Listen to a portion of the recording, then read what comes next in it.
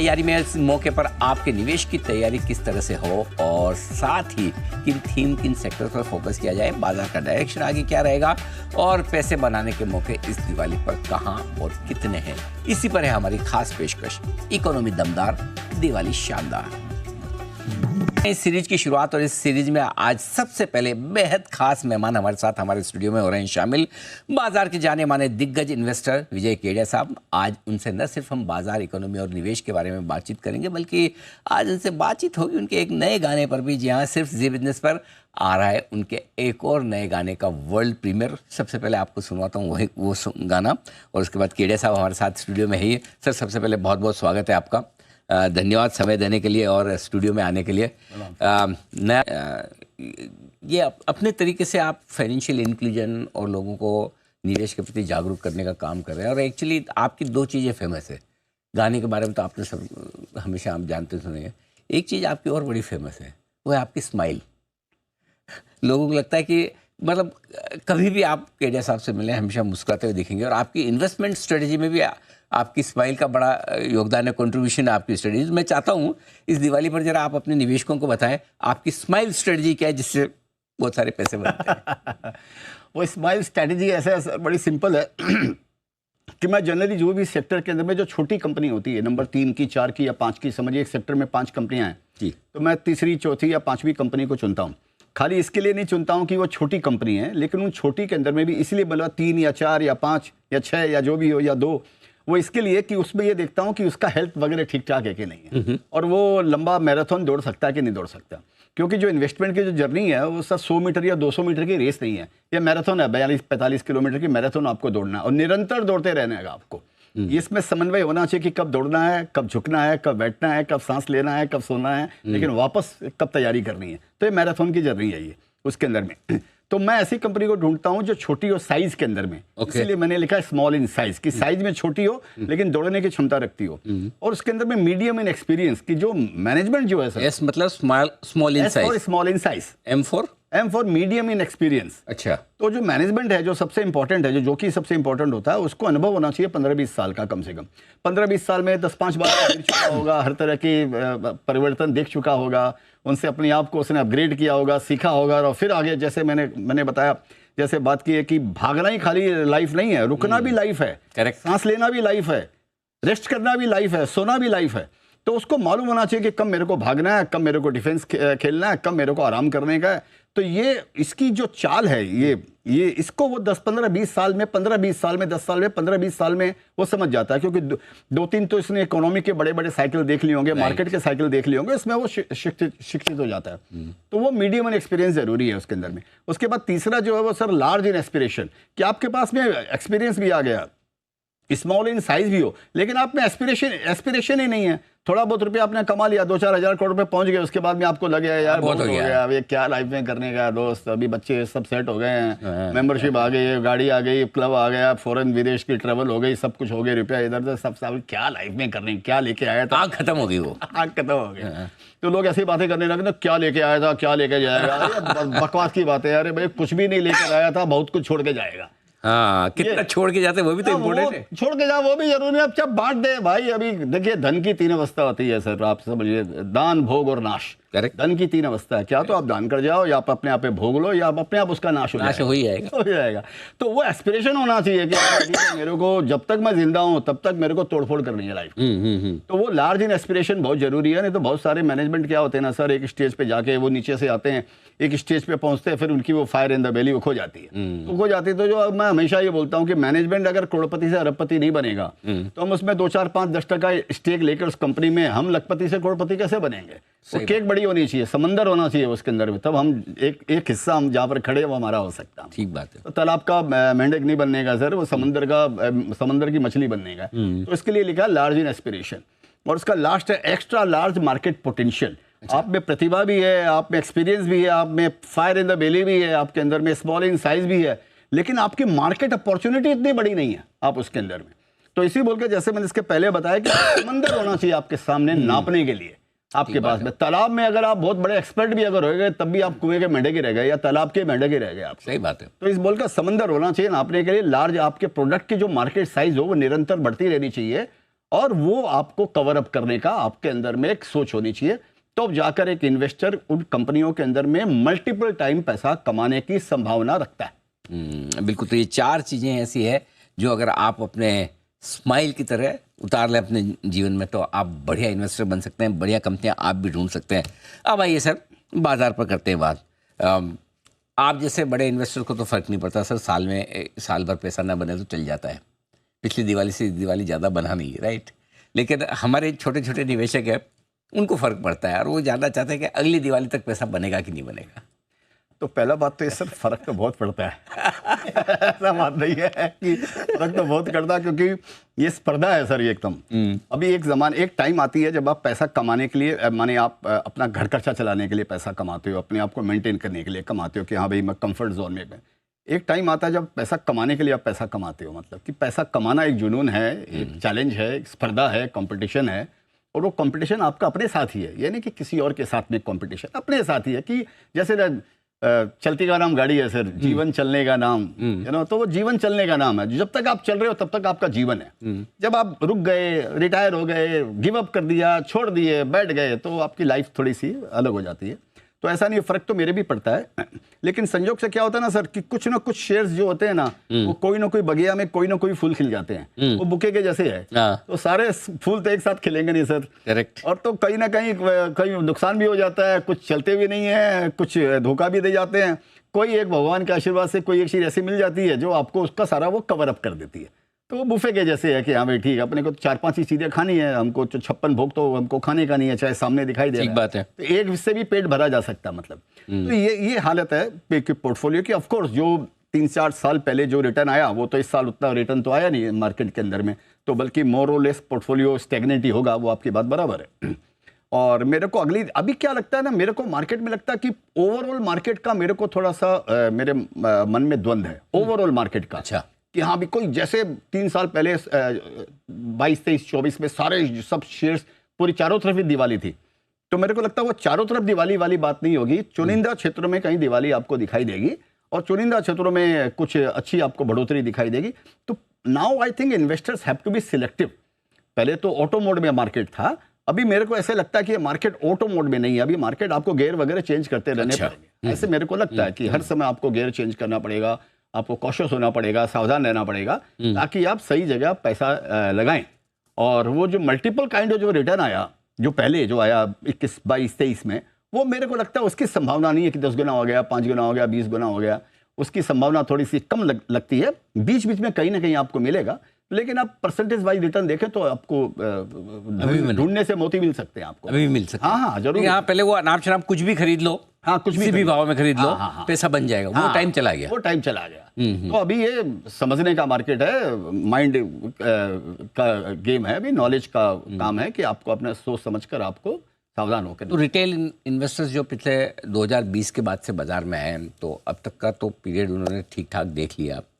पिछले 1 साल से पैसे नहीं बने फिर भी डटे हुए हैं, हिम्मत रखी है, उनके लिए क्या सलाह है, क्या मैसेज है, क्या करना चाहिए इस तरह के बाजार में?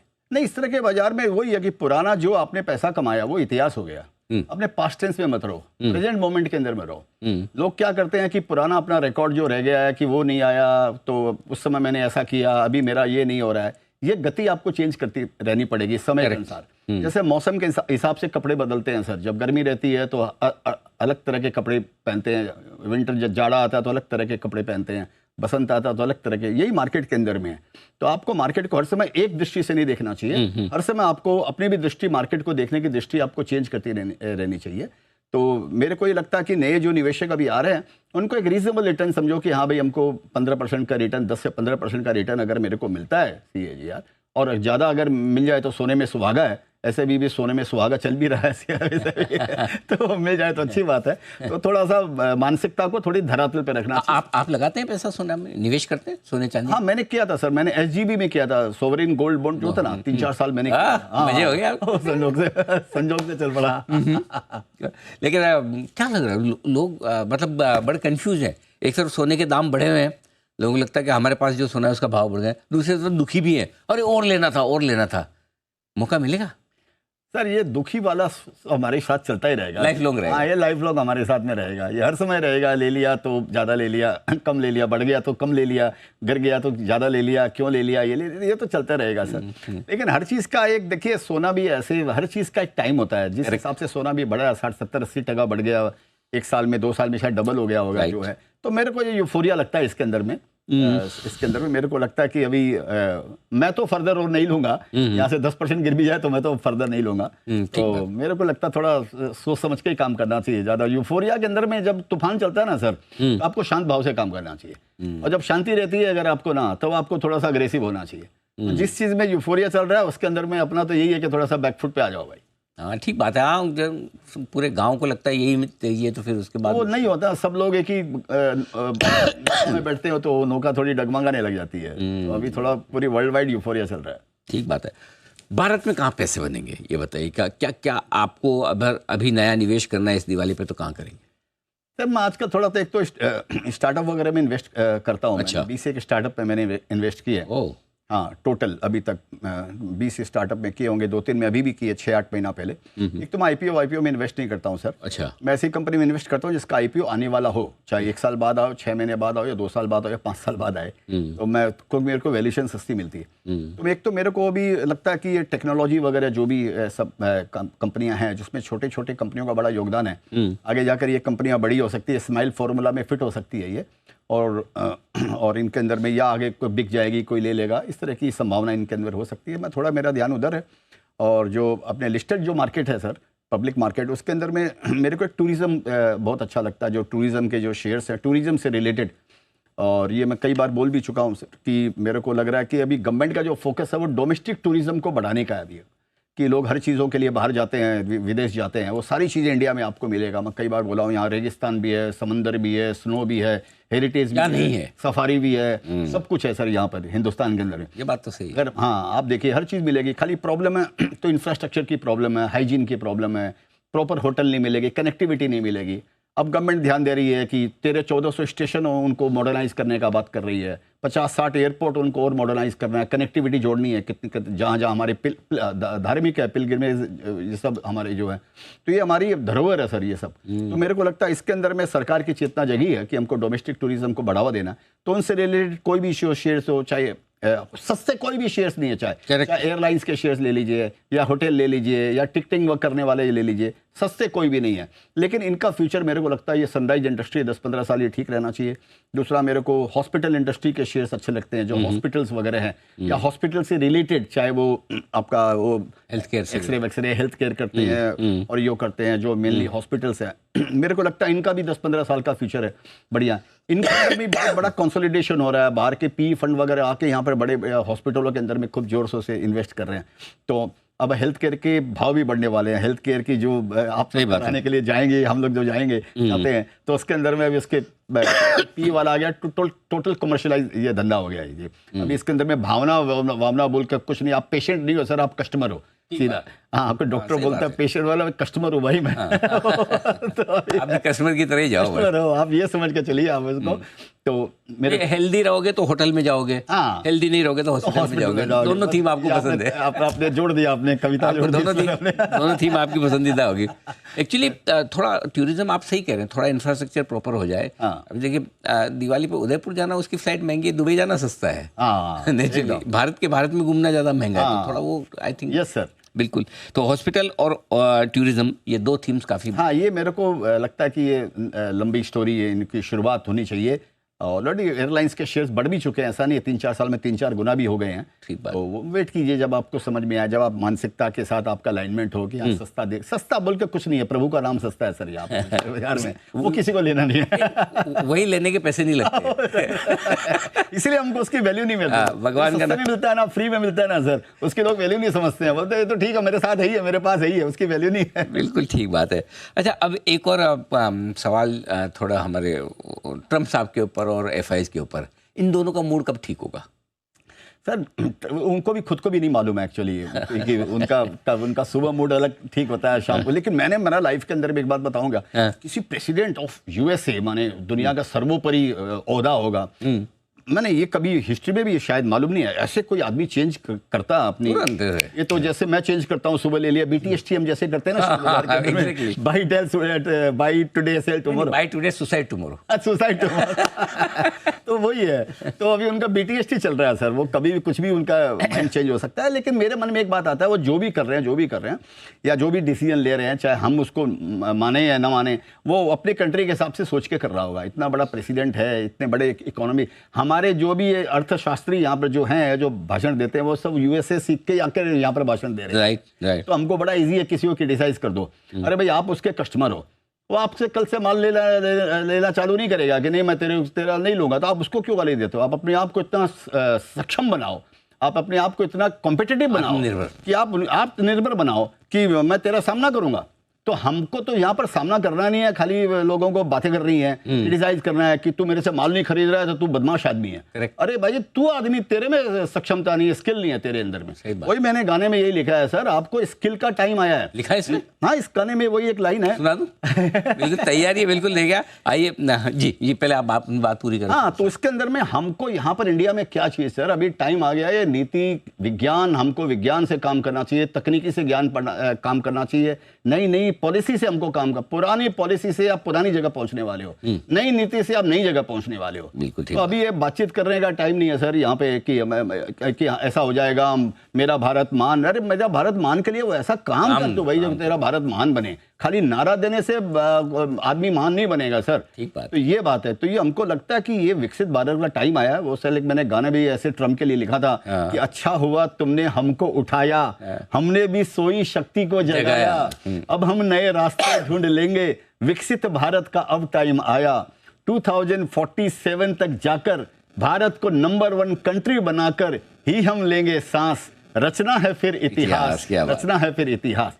लेकिन उसके लिए सर हमको काम करना पड़ेगा। बिल्कुल। तो आइए